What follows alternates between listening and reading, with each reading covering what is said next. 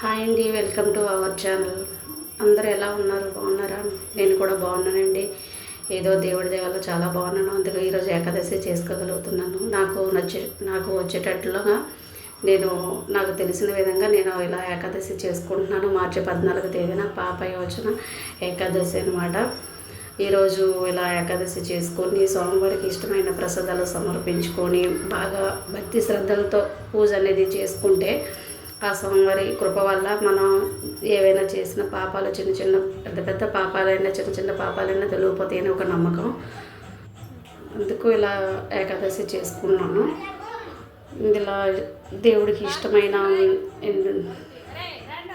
ఇష్టమైన ప్రసాదాలు పెట్టి ఇలా పూజ అయిపోయాక హారతి ఇచ్చాను అందరికీ, మా ఇంట్లో పిల్లలకి, మా వారికి, అందరికన్నా.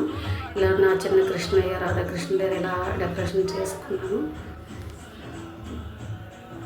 ఎలా ఉంది నా పూజ కొంచెం చెప్పండి. నేను ఏమైనా అందులో మిస్టేక్ చేస్తే నేనైతే పూజలా చేసుకున్నాను. నా పూజలో ఏమైనా లోపాలు ఉంటే చెప్పండి, పర్వాలేదు, నేను ఏమీ అనుకోను. సరిదిద్దుకోవడానికి ట్రై చేస్తాను. ఎందుకంటే ఎవరికి ఏమీ తెలియదు, ఒకరి నుంచి ఒకరు నేర్చుకుంటారు. ఫస్ట్ నాకైతే ఇవేమీ తెలియదు. నేను కూడా సెలలో చూసి కానీ లేకపోతే పెద్దవాళ్ళు చెప్పడం బట్టి నేను నేర్చుకున్నాను. నాకు తెలిసిన విధంగా నేను చేసుకున్నాను.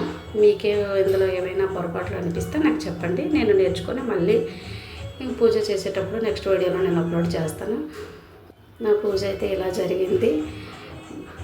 నాకు చాలా హ్యాపీగా అనిపించింది. నెక్స్ట్ డే మార్చి 15వ తేదీన ఏకాదశి చేశాను కదా, ఉపవాసం విడవడానికి సోమవారం దర్శనం కోసం వెళ్ళాను. ఫస్ట్ దర్శనం, తొలి దర్శనం నాకు దక్కింది.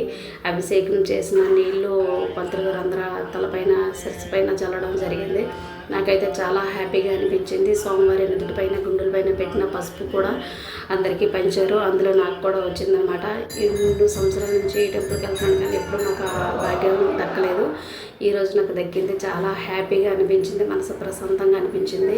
సోమవారం చూసారా, అభిషేకం అయిన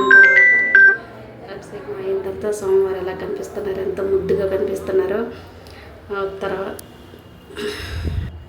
ఇలా పాదాల దగ్గర పూజ చేసుకొని పాదాలకి పసుపు కుంకుమ అన్నీ వేసేసుకొని స్వామివారికి మనస్ఫూర్తిగా దండం పెట్టుకుంటూ గుడిలో కాసేపు కూర్చొని నా ఉపవాసం, సోమవారం ప్రసాదం ఇస్తారు కదా, ప్రసాదం తీసుకొని నా ఉపవాసం ఇంకా అయిపోయేటట్లు అయింది. ఇంకా చూడండి, పండు సోమవారం దగ్గర ఉన్న పండు, ప్రసాదం, పసుపు అన్నీ ఇంకా ఆ దేవుడి కృప వల్ల నాకు అందాయి. నేనైతే చాలా హ్యాపీగా ఫీల్ అయ్యాను. నా ఏకాదశి అనేది ఇలా కంప్లీట్ అయ్యింది. నా వీడియో కనుక ఫస్ట్ టైం చూస్తే లైక్ చేసి సబ్స్క్రైబ్ చేయండి, షేర్ కూడా చేయండి. ఎందుకంటే అన్ని గాడ్ వీడియోస్ వస్తాయి, ఇంకా అలా కుకింగ్ వీడియోస్ కూడా వస్తాయి. Please like and thank you.